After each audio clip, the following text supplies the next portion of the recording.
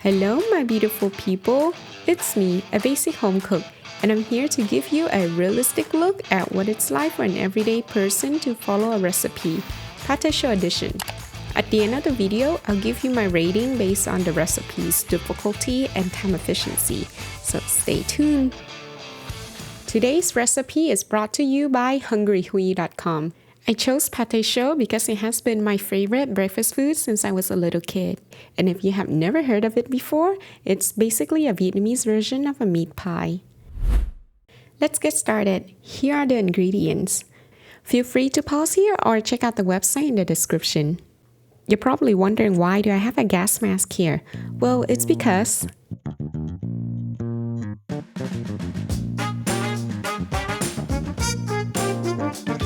Yep, you guessed it. The onion burns my eyes, so whenever I cut it, I like to have my mask on. I know it looks silly, but hey, at least my eyes doesn't tear up anymore. After mincing the onion, we're going to sweat it on medium-low heat. The recipe here mentioned until it's fragrant. That's hard for me to gauge because it already smells pretty nice as soon as it hit the pan. I prefer a more visual gauge, which is until it's translucent. Then I know my onion is ready. Next, we are going to combine our sauté onion with ground meat, salt, sugar, MSG, ground pepper, and cornstarch. Actually, the recipe mentioned potato starch, but I don't have that, so I will be using cornstarch instead. One of my favorite things about this recipe instruction is the taste test part. I used to just eyeball the seasoning and let my ancestor tell me when to stop. When I was a new cook, it was mind-blowing to learn that I can just microwave a little bit and taste test the product. Anyways, I'm going to deviate from this recipe a bit and add in 1 tablespoon of fish sauce, 1 teaspoon chicken seasoning to round out that umami flavor.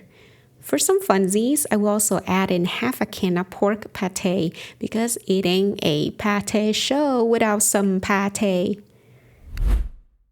Make sure you defrost the puff pastry for about 1 to 2 hours on a countertop. You want the texture to be soft so that it's malleable, but you don't want it to be too soft so that it would lose the structure when we try to shape our dough. How much filling to place? Haha, good question.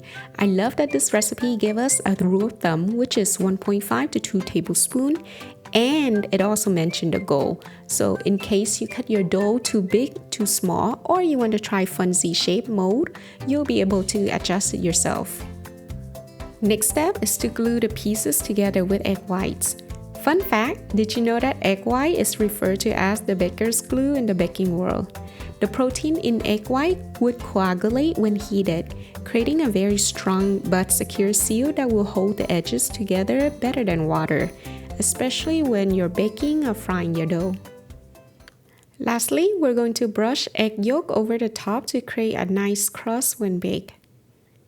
Let's get to the oven and bake for 25 minutes.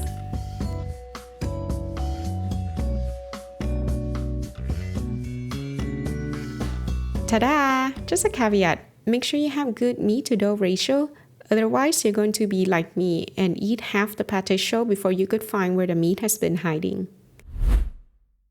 Alright, some final thoughts and rating. For difficulty, I would give this recipe a 1/5 since it was fairly easy to make and very beginner friendly. For time efficiency, I would give it 2/5 since I thought it was quick to make the filling and assemble everything together. So thanks for sharing the recipe with us, Hui. And for those that are watching, don't forget to like and subscribe or let me know what else you would like to see in the comment below.